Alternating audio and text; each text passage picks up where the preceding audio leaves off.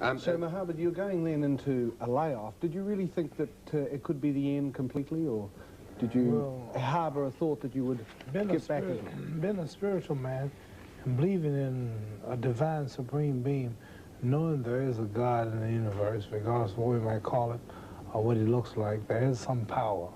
And my stand was for that. I wasn't going to Vietnam to kill innocent people and to take part in unjust war. Later, I got a lot of credit and praise for my stand because I proved to be right. But I wasn't doing it. I said, if I'm going to give up my title, if I have to give up my money and my livelihood and my future because I'm standing for God and what's right, then I'm going to depend on God to get me my title back, or to get me money, or to get me position.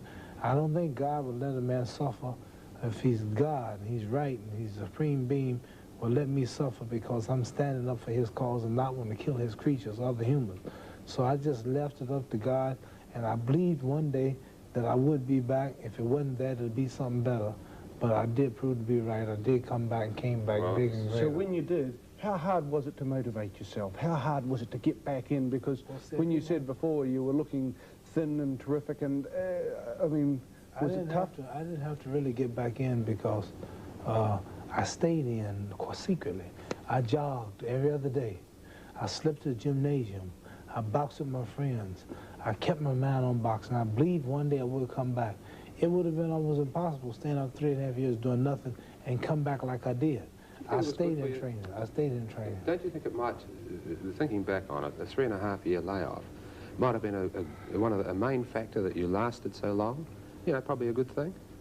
Well, I think it's natural if you take a car that's like in good shape and keep it parked in the garage, you save wear and tear on it. Yes. So I think wear and tear was saved on my body by not being active. I think that I could have kept going. I probably would have been retired by now, a year or two early. I probably would have been a little tighter than usual. But I think the layoff gave me some rest. Well, because in late 1970, you had your comeback fight with Quarry, which was faded out very quickly. You got cut, I think, in the 3rd round. And then early the same year, yes, in December, that tremendous battle with Oscar Bonavena. I wish we had film of that here too, but that was a tremendously hard fight. Now, what we do have film of and what we're going to look at is the next one when you had a crack at Frazier's title, and certainly one of the great heavyweight fights of all time. That crushing left hook that ripped through in the 15th round of their first fight, which Frazier won. Ali also clearly recalls their second meeting, when Frazier had chased Ali all over the ring in that 1974 classic meeting. But Ali had the strength, the speed, and the stamina to capture a very close decision over the furious punching Joe Frazier. Did Frazier punch hard, Mohammed?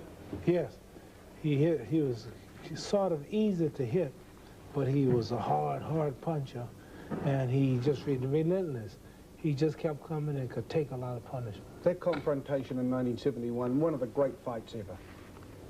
Was that? Yes, I must say I rate the first one. Was that the one I lost? Yes, the one you lost. I think that greater than that was the Manila. We've got some film of that too that we're coming up. I told him it will be a thriller, a chiller, and a killer when I get the gorilla in Manila. There we are, there's the program of the fight.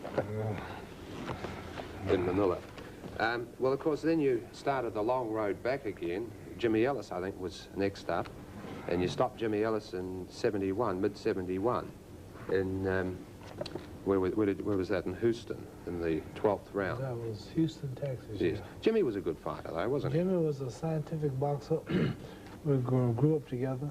He just never had the finishing ability. Yeah. What I mean is like a racehorse. No racehorse is really that much greater than the other. It's always the one who can manage to win if it's just by nose. Same with track. Some people win, but just by nose, they still won. I barely beat Norton in the second fight.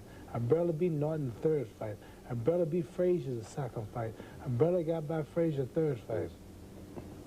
Leon Spinks didn't beat him but that much the second fight. I've always had the championship quality to finish and come in when the pressure's on and the money's in the bank, the bet's on the table, and the lights are bright and the people are yelling. The champion's always one who can come through. That's something Ellis never had. He just never could. He got to that spot many times, but just couldn't come through and finish. How did you feel? I mean, he was a friend of yours. How does that affect it in the ring? Well, he was a friend, but not the type friend. Yes, yeah. I knew him, but once it came down to our title, making a living, then it was all business. We were enemies until the fight was over. Whose corner did Angelo Dundee go in with that one? Angelo Dundee, I think, was in Ellis's corner. Yeah, I'm just trying to remember this. But Angelo Dundee has been an important figure in your life, Muhammad. How important? He was more of a, I would say, a habit. I started out with him.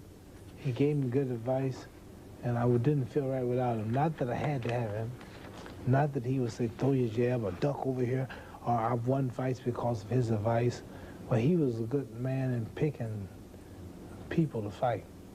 He was the best expert at, why should you fight this guy?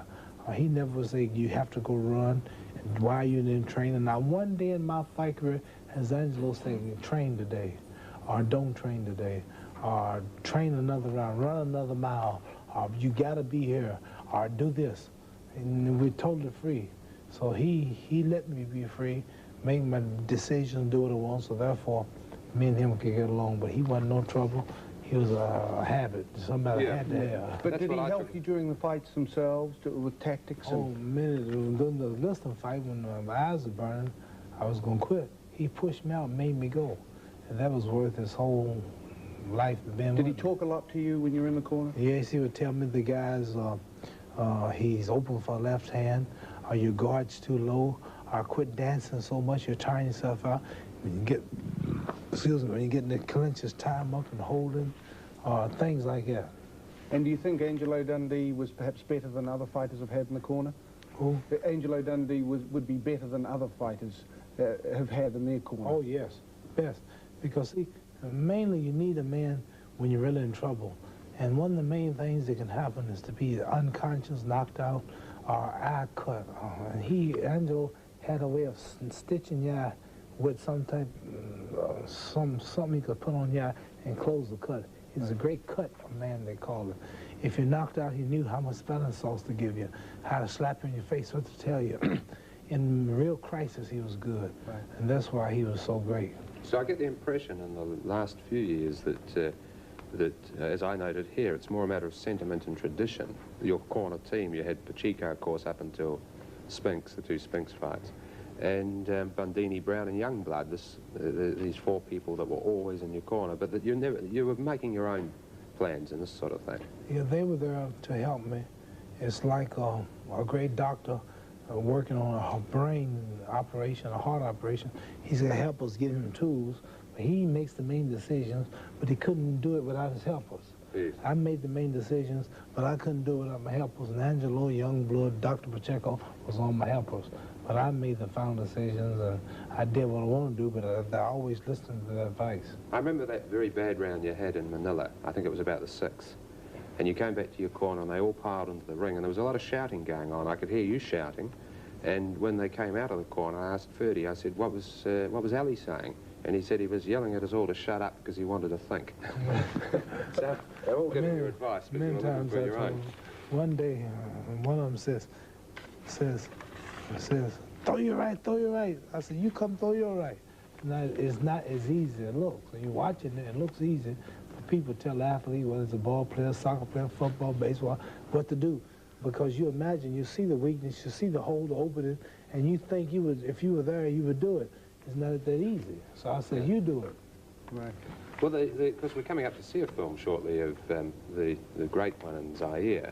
That was a tremendous thing, that. And but really, you were doing the advice, you were doing the opposite of what they were telling you there, weren't you? They told you to run, and you didn't, and it worked. They told me to move, not run, but dance and stay away. Really, it's a sneaky way to say run.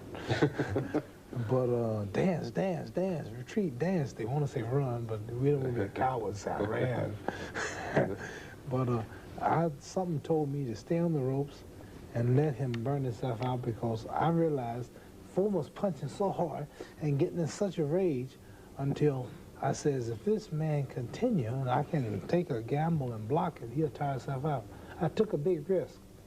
I wrote something once, some of my philosophy. It says, he who is not courageous enough to take a risk will accomplish nothing in life. The astronauts took a risk.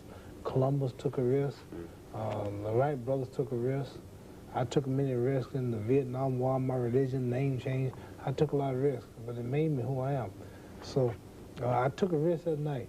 And he did tire himself out after 8 rounds. Then I moved in, but they didn't want me to stand there, but I could see that he wasn't hurting me, and I could see that I could block most of them, and I knew that he would soon get tired. So they didn't see what I was doing, but I saw it. So I ignored what they said.